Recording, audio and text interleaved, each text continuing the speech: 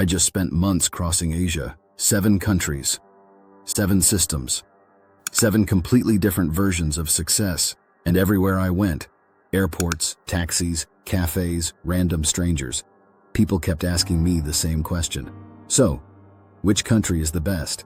At first I laughed it off. Because how do you even answer that? Is it the richest? The fastest? The most famous? The one with the best Wi-Fi and cheapest noodles? But when I finally landed back in Malaysia, something hit me like a cinematic thunder sound effect. Not fireworks, not patriotism, not nationalism, just clarity. Malaysia isn't the richest. It's not the loudest.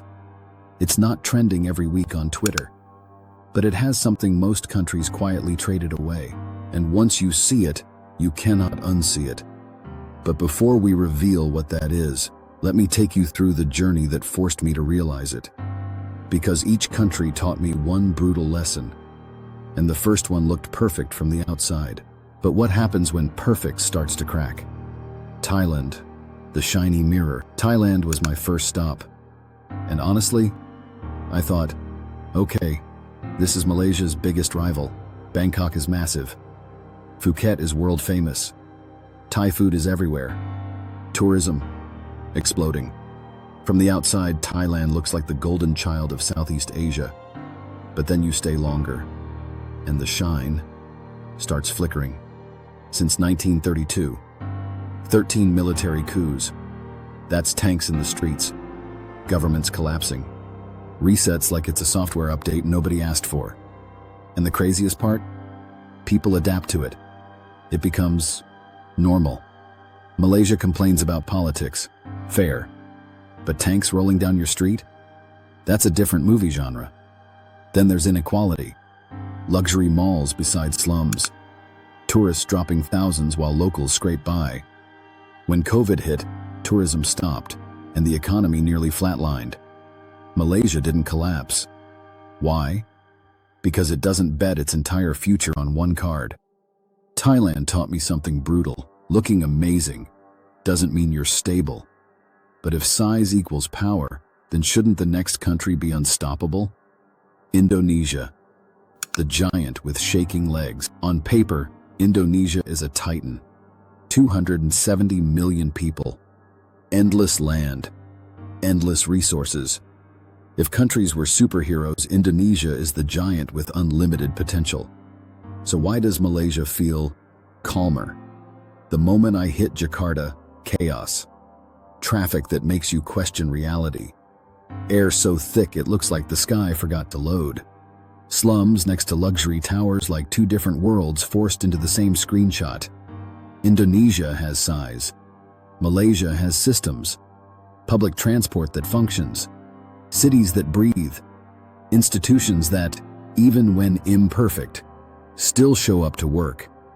And here's the twist nobody talks about. Millions of Indonesians work abroad. Malaysia, Singapore, Middle East. Not for adventure, for survival. Malaysia has issues, yes. But Malaysians aren't fleeing in waves. Indonesia taught me, bigger doesn't mean better. Structure beats size. But what happens when a country has incredible people, yet still struggles to hold families together? Philippines, the country of sacrifice. The Philippines hit me emotionally. Some of the warmest, hardest working people I've ever met. Smiles everywhere, kindness everywhere. But behind the smiles, sacrifice. Over 10 million Filipinos work overseas. Mothers raising other people's children while missing their own. Fathers building skyscrapers abroad while their kids grow up without them. I met a woman in Manila who hadn't seen her children in 5 years. 5 years. Not because she wanted adventure, because she had no choice. In Malaysia, people complain about jobs. Sure, but most families can stay together. The Philippines taught me, a country that can't keep families close is hurting deeply. But what if a country grows fast, faster than everyone else, yet something invisible is missing?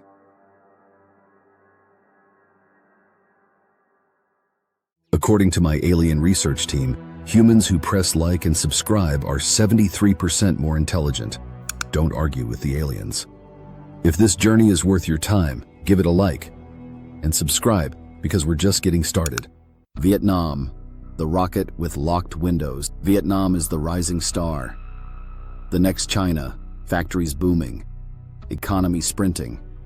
But here's the quiet part people whisper, not shout. One-party rule. Limited criticism. Watched conversations. Controlled protests. Growth is real, but freedom is restricted.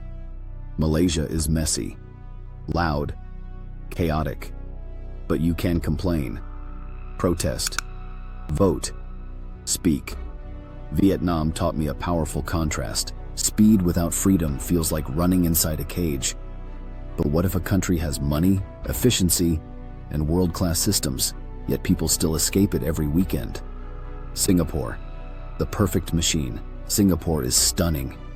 Clean streets, incredible airport. Everything works like a Swiss watch that drank 3 energy drinks. But living there feels different. People rush. Work 60-70 hours like it's a hobby. Neighbors rarely know each other. Conversations feel scheduled. It's efficient, but sometimes lonely. And guess where many Singaporeans go to breathe on weekends? Malaysia. Singapore taught me wealth without warmth feels empty. But what happens when success becomes pressure and pressure becomes identity? South Korea, the high-speed treadmill, K-pop, K-dramas, tech giants, global admiration. But behind the glam, intensity. Students studying up to 16 hours, workers sacrificing sleep, fail once, and the label sticks. One of the highest suicide rates globally, a nation pushing forward, but many people breaking quietly. Malaysia works hard, but still pauses, still rests, still breathes. South Korea taught me success without balance can crush the people who built it. But what if a country masters technology, discipline, and progress, yet loses something deeply human? Japan. The silent rooms. Japan is incredible.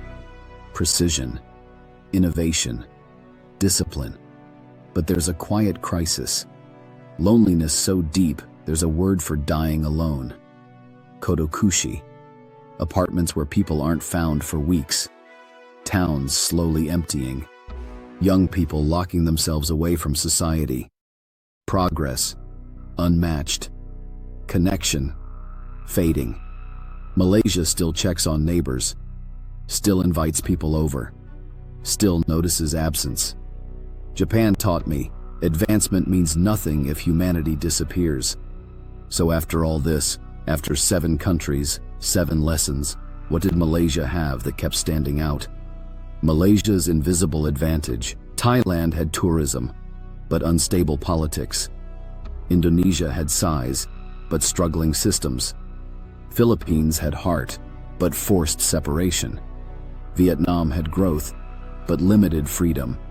Singapore had wealth, but less warmth. South Korea had success, but crushing pressure. Japan had progress, but fading connection. Malaysia? Balance. Not perfect.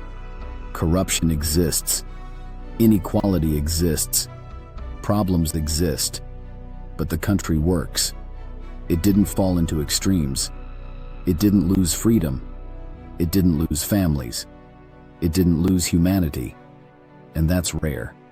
So the real question isn't which country is best. The real question is, what does best even mean to you?